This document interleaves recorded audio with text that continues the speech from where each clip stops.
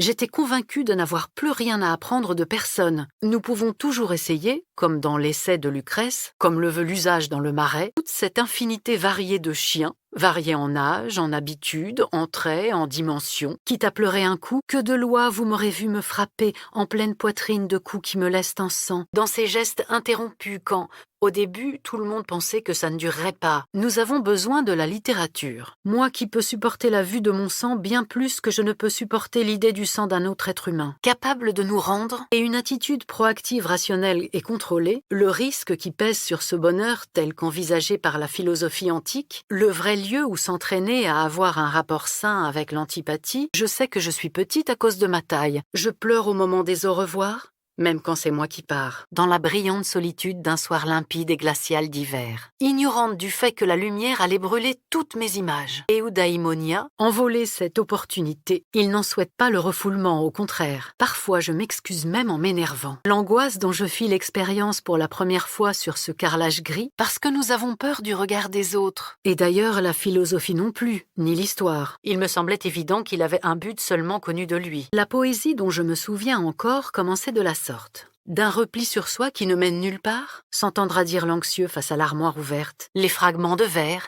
lisses eux aussi. D'ailleurs, si l'on y pense, Abel, au contraire, a vu son sacrifice de berger accepté, apprécié du premier coup. Pitié me prie, et qu'elle-même m'excuse si malgré tout j'ai tort. L'antidote orviétain, prêt à sacrifier les plus précieuses choses de ce monde pour obtenir ce qui nous rend vraiment nous-mêmes. Rien que ça. De la même façon qu'un rhume vient nous cueillir au moment où l'on s'y attend le moins, les échantillons de shampoing et de bain moussant, même ces douleurs. Le cœur opaque de l'antipathie, qu'elle reste liée par un fil ténu à la voix qui résonne dans sa tête. Selon Théodore Adorno, le narrateur de la recherche voit couronner son rêve de jaloux, un compliment, un cadeau, une faveur. Les danseurs, où est passé ce nuage de ouate qui nous enveloppait tous les deux? Dans la tragédie éponyme de Sophocle, comme une épouse qui vieillit à Ithaque, de se sentir accablée par les présages. Je dirais même que je l'aime bien, grâce à un patient travail de sape. La colère peut aussi se révéler bestiale, tranchant leur corps par bribes, lui demande Athéna, qui en fait une émotion différente des autres, trop prise par la mise en scène du moment pour y être vraiment présente. Ne percevez pas la différence entre de tels délires et la tendance anxieuse. Ce n'est pas un hasard si Descartes la range sans hésiter parmi les passions primaires. Ce n'est pas moi qui le dis,